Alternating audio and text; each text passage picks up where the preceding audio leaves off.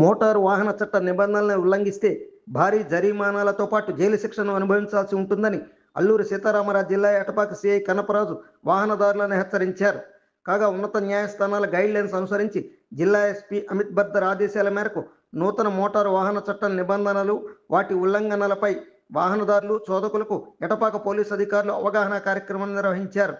ముఖ్యంగా helmet ధరించకపోవడం, triple ride, మద్యం సేవించడం, సెల్ మాట్లాడటం వంటి వాటితో వాహన వేగంపై నియంత్రణ కోల్పోయి తాము ఇబ్బందులు పడటమే కాక ఎదుటివారిని ఇబ్బందులకు గురి చేస్తున్నారన్నారు.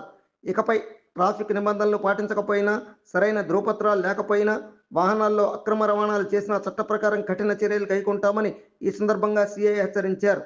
ఈ అవగాహన కార్యక్రమంలో స్థానిక ఎస్ఐ అప్పలరాజు, పోలీస్ సిబ్బంది పాల్గొన్నారు. ఇన్సూరెన్స్ లేకపోతే ఎంత ఉంది, డ్రంక్ అండ్ డ్రైవ్ అయితే ఎంత ఉంది, అవన్నీ ఒకసారి చూడండి. ప్రతిదీ కూడా 1000, 2000, 5000, 10,000. మరి మీరు చేసే పనికి దానికే సంబంధం ఉందా?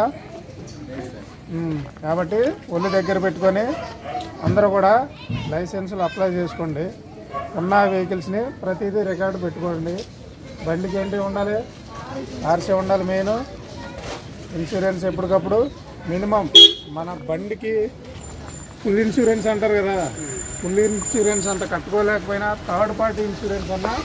థర్డ్ పార్టీ ఇన్సూరెన్స్ అంటే మన ద్వారా ఎవరికైనా మనిషిని మనం గుద్దినా, లేదంటే మనం కానీ కింద పట్టి ఏదైనా జరిగినా కానీ అవతల వ్యక్తికి ఇన్సూరెన్స్ క్లెయిమ్ అవ్వాలంటే థర్డ్ పార్టీ ఇన్సూరెన్స్ అది మినిమం ఉంటుంది. అలాంటిదన్నా కట్టుకునేటట్టు ఉండాలి. అలాంటివి ఏం లేకపోయినా అంతంత ఫైన్లు పడతా ఉంటాయి. న్యూస్ ఛానల్ అందరూ చూడండి, లైక్ చేయండి, షేర్ చేయండి, సబ్స్క్రైబ్ చేయడం మర్చిపోకండి.